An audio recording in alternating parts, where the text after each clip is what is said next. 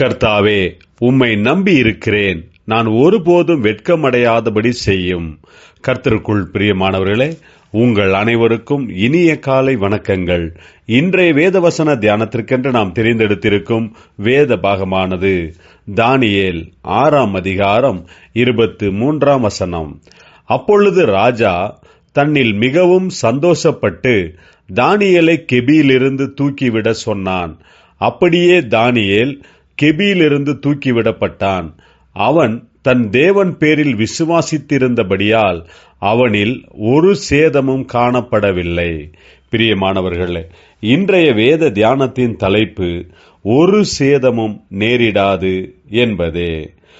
தானியேல் பாபிலோனின் அடிமைத்தனத்திற்குள் சென்றிருந்தாலும் அவன் கர்த்தரால் மிகவும் ஆசீர்வதிக்கப்பட்டவனாயிருந்தான். அரண்மனை வேலைக்கு என்று தெரிந்தெடுக்கப்பட்டு இருந்தாலும் கர்த்தர் மேல் விசுவாசம் வைத்து பருப்பு முதலான சாதாரண உணவை உண்டு மற்றவர்களை காட்டிலும் 10 மடங்கு சமர்த்தனும் ஞானியும் உத்தமனுமாயிருந்தான். தானியேலை எப்படியாவது ராஜாவினிடத்தில் இருந்து தூரமாக்க வேண்டும் என்றும் அவனுக்கு ஏதாவது தண்டனை கிடைக்கும்படி செய்ய வேண்டும் என்று அநேகர் சதித்திட்டம் போட்டார்கள். மிகவும் தந்திரமாக ராஜாவே தானியேலை சிங்கத்தின் கெபியில் போடும்படி செய்தார்கள். தரியு ராஜா மிகவும் வேதனையோடு ராத்திரியெல்லாம் காத்திருந்து விடியற்காலமே வந்து சிங்கத்தின் கெபியிலே தானியேல் உயிரோடு இருக்கிறானா என்று பார்க்கும்போது தானியேலின் தேவனாகிய கர்த்தர் அவனை காப்பாற்றினார் என்பதை பார்த்து மிகவும் சந்தோஷப்பட்டான். கர்த்தர் தம்முடைய தூதனை அனுப்பி சிங்கங்களின் வாய்களை கட்டினார். பிரியமானவர்களே, இன்றைய தியான வசனம் மிகவும் தெளிவாக சொல்லுகிறது. தானியேல் தன் தேவன் பேரில் விசுவாசித்திருந்தபடியால் அவனிடத்தில் ஒரு சேதமும் காணப்படவில்லை என்பதாக. நாமும் கூட இந்த உலகத்தில் அநேக எதிர்ப்புகளை சந்திக்க நேரிடும்.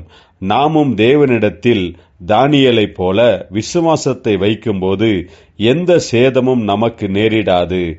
நம்முடைய வாழ்க்கையிலும் தேவன் சிங்கத்தின் கெபி போன்ற அனுபவங்களை வரவிடாமல் செய்கிறவர் அல்ல.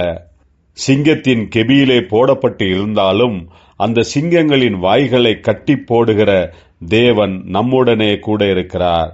நமக்கு விரோதமாக பெலவான்கள் எதிர்த்து நின்றாலும் ஒருவரும் நம்மை தொடாதபடிக்கு, எந்த சேதமும் நேரிடாதபடிக்கு கர்த்தர் நம்மை காப்பாற்றுவாராக. ஜெபிப்போம். ஜீவனுள்ள தேவனே, உம்முடைய கிருபையினால் எங்களை காப்பாற்றுகிறீர். உம்மிடத்தில் விசுவாசமுள்ள ஒருவரும் வெட்கப்பட்டு போகாதபடி செய்யும், ஆசீர்வதியும். இயேசு கிறிஸ்துவின் நாமத்தில் ஜெபிக்கிறோம் நல்ல பிதாவே. ஆமேன்.